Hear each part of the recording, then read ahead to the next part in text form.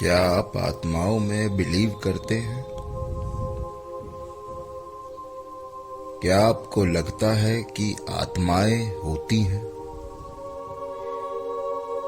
क्या आपको कभी अकेले घर में किसी और के होने का एहसास हुआ है?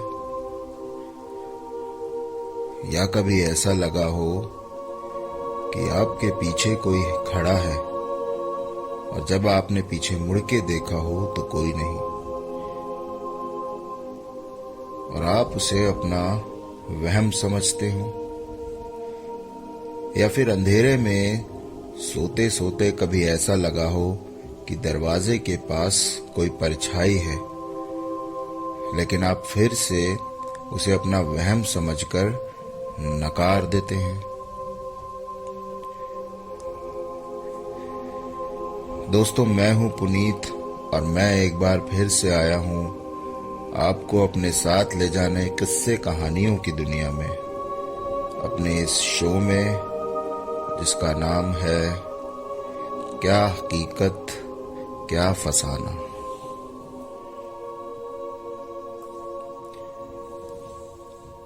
आज जो कहानी मैं आपको सुनाने जा रहा हूं उसका नाम है स्टडी रूम।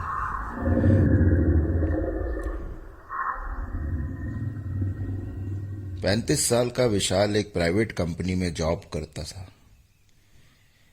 एक बेहद प्यार करने वाली बीवी मीता और एक मासूम सी प्यारी सी बिटिया आरोही, जिसे वो प्यार से आरू बुलाया करता था।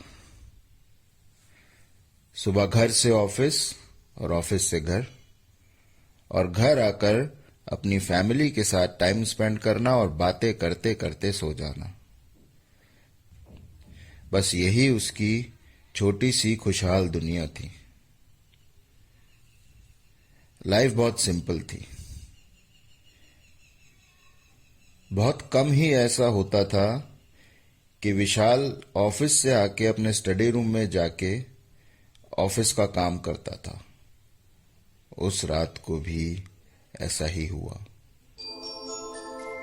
विशाल ऑफिस से घर आया और सीधा स्टडी रूम में चला गया।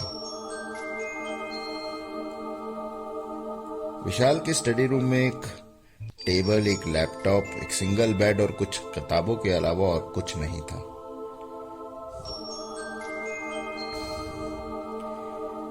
विशाल स्टडी रूम का दरवाजा बंद करके रूम की डिम लाइट में बेड पे बैठ के अपने ऑफिस का काम करने लगा।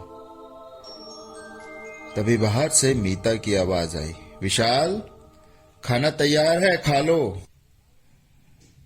विशाल बोला, भूख नहीं है, तुम खा लो। वैसे तो विशाल बहुत खुश मिजाज इंसान था, लेकिन उस दिन मीता को उसकी आवाज में एक खालीपन सा लगा।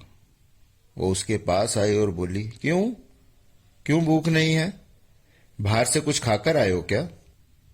विशाल ने गुस्से से मीता की तरफ देखा और कहा, कहा ना भूख नहीं है, तुम खा के सो जाओ। मीता को विशाल का बिहेवियर थोड़ा अजीब सा लगा, पर उसे लगा शायद ऑफिस की कुछ टेंशन है। वो पैर पटकते हुए चली गई और बोली, ठीक है, अब नहीं करूंगी डिस्टर्ब। और विशाल फिर से अपना कमरा बंद करके अपने काम में लग गया। घर की सारी लाइट्स बंद हो चुकी थी और मीता और आरू सोने जा चुके थे। तभी अचानक विशाल ने अपना सर ऊपर उठाया और अपने सामने की डायरेक्शन में घूर के देखने लगा। उसके चेहरे पर कोई एक्सप्रेशंस नहीं थे। 11 बज गए, 11 से 12 बज गए, 12 से 1 बज गया, लेकिन विशाल उसी डायरेक्शन में बिना पलके झपकाए घुरे जा रहा था।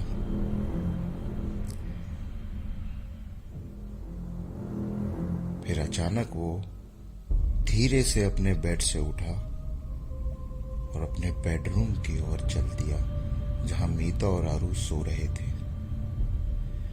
वो बेडरूम में गया और उसने मीता को आवाज लगाई, मीता। मीता जैसे उसका वेट ही कर रही थी, वो एक ही आवाज से उठ गई और बोली, आ गई मेरी याद। विशाल बोला, तुम सोई नहीं अभी तक? मीता बोली, ऐसे लड़ाई करके भला नींद आती है? हो गया तुम्हारा काम? विशाल बोला, नहीं, अभी थोड़ा सा बाकी है। मीता बोली, तो फिर क्या माफी मांगने आए हो?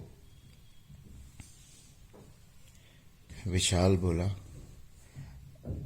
नहीं, म- सुनो, स्टडी रूम में कोई है। विशाल ने इतना धीरे से बोला था कि मीता को ठीक से सुनाई नहीं दिया। विशाल ने फिर से कहा, इस बार थोड़ा जोर से, सुनो मीता, स्टडी रूम में कोई है। मीता विशाल की तरफ देखती है और कहती है, हाँ। विशाल कहता है, मैं कह रहा हूं वो स्टडी रूम में कोई है। मीता बोली, रहने दो, माफी मांगने का ये नया तरीका निकाला है तुमने। मैं नहीं आऊंगी वहां। जो उस रूम में है ना, आज उसी के साथ सो जाओ। विशाल बोला, मैं मजाक नहीं कर रहा मीता, एक बार चल के देखो ना। मीता मुंह बनाते हुए बेड से उठती है और कहती है, हाँ, ये बहुत अच्छा बहाना है मुझे वहां बुलाने का। और मीता स्टडी रूम की तरफ जाने लगती है और उसके पीछे पीछे विशाल। मीता चलते चलते ही कहती है, जब तक अच्छे से माफी नहीं मांगोगे ना, तब तक। और ये कहते कहते जैसे ही मीता स्टडी रूम का दरवाजा खोल के उसके अंदर पैर रखती है, उसकी रूह कांप जाती है। विशाल तो सामने टेबल पे बैठा है, तो फिर पीछे कौन है?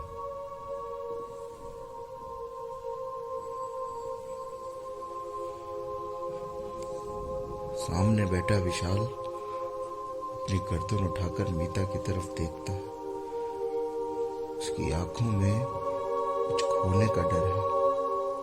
वो कुछ बोलना चाहता है, लेकिन मानो उसकी आवाज उसके गले में फंस गई हो। बहुत ही हिम्मत जुटाकर दबी हुई आवाज में विशाल मीता से कहता है, मीता, तुम्हारे पीछे कोई है? मीता को अपनी आंखों पे भरोसा नहीं होता। वो पीछे मुड़ के देखना चाहती है, मगर मानो वो पत्थर सी जड़ हो गई। वो कनखियों से पीछे देखने की कोशिश करती है। डरते डरते पीछे मुड़ती है। पीछे विशाल खड़ा उसकी ओर देखकर मुस्कुरा रहा है। मीता फिर से स्टडी टेबल की तरफ देखती है। विशाल की आंखों में एक डर है, जैसे वो मीता से कह रहा हो, मीता प्लीज, प्लीज मुझे बचा लो। मीता एक बार फिर से पीछे मुड़ती है और एक हाथ मीता के चेहरे की तरफ आता है और मीता की सिर्फ एक घुटी हुई चीख सुनाई देती है।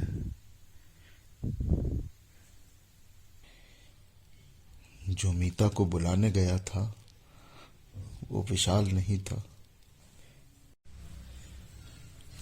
विशाल तो सामने बैठा सिसकियां ले रहा था। वो अपने हाथ जोड़ता है, लेकिन दूसरा विशाल वापस बेडरूम की तरफ बढ़ता है और बेडरूम में सो रहे आरू को उठा के कहता है, बेटा आरू, मेरे स्टडी रूम में कोई है, जरा चल के देखो ना।